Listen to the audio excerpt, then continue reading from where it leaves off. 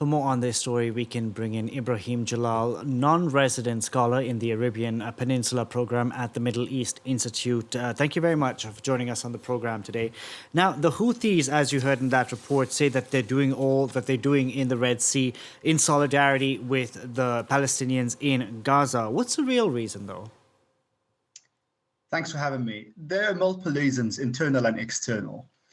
First of all, the Houthis have wanted to garner public support at a time when their domestic support was declining. We've seen in September protests, we've seen teachers strike over non-payment of salaries. So that was an attempt, the events that took place in Gaza and the attacks sort of sway this attention. But second of all, they have also tried to demonstrate the capability and intent to disrupt maritime trade in a way that projects them in a position to be able also to secure it.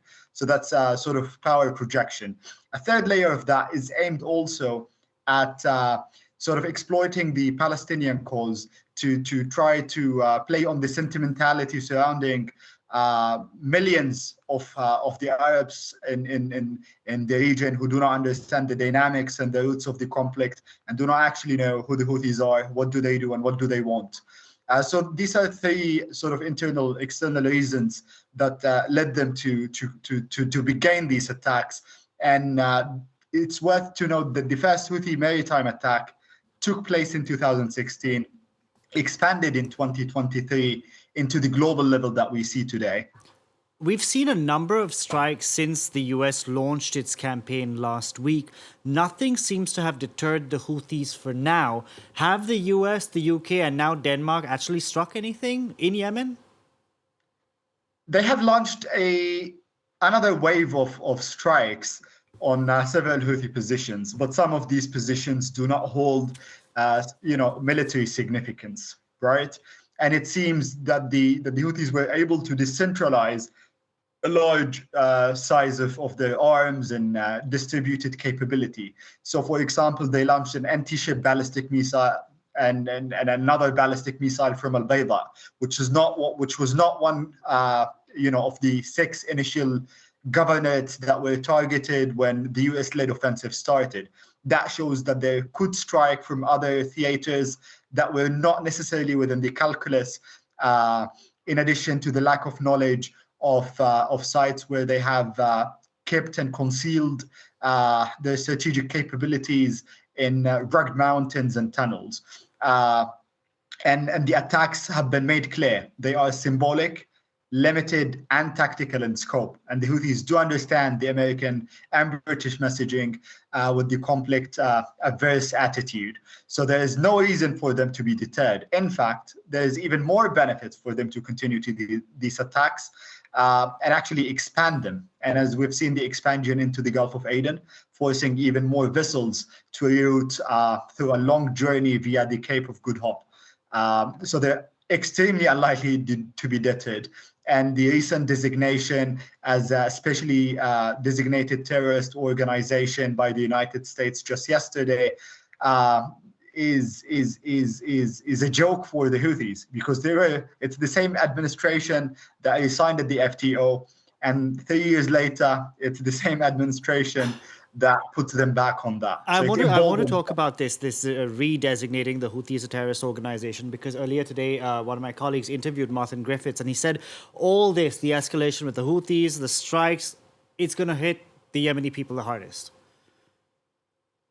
Yeah, he's right. Martin Griffiths was the UN Special Envoy then, and he's partly responsible for preventing the recapture of Hodeidah and Dimes and the Red Sea. From a humanitarian standpoint, of course, it's less severe than the foreign terrorist organization. It's more flexible in its mandate and targeting, and it has factored in seemingly some humanitarian exemptions, but also some exemptions for the private sector, so that they're not hit hard. And that's why the Biden administration did not choose the FTO. But this, SDGT designation is unlikely to affect the Houthi position. It's unlikely to change the imbalance of power on the ground, and it's unlikely to deter them. In fact, now they say after 2 decades, they've been telling the public that they've been in war virtually through their materials and philosophical, ideological teachings in war with America. 2 decades later, they've been in confrontation, and they can sell that to even more people internally, even if the public focuses on immediate necessities such as delivery of public services, salaries, human rights, civic rights, and the basics of life. So okay, you're saying that this is all sort of a distraction from the actual governing of Yemen. Let's talk about Iran, because of course we've always thought the Houthis have been backed by Iran. What does Iran want in all of this? Iran has key strategic objectives in the region. One of these is touching, the power of its network. Second is gaining foothold in the Red Sea, and we've seen that materialize actually via Bishad, which is an IRGC vessel now moored in the Gulf of Aden, has been offering intelligence support for targeting of vessels as they move. Before the attacks expanded to the Gulf of Aden, it was moored in Bab el-Mandeb by the Red Sea, and it sort of moved away from that region mainly because it received signals that the Americans do not want to have miscalculation or engage in confrontation with the Iranians. So they had intelligence just a couple hours before the operation that they moved away to continue doing what they were doing just from from the Gulf of Aden. And Ibrahim, So the Iranians I have just made want to jump in there and ask you something what I've seen during the course of this Houthi campaign in the Red Sea is the use of social media. What do you make of it?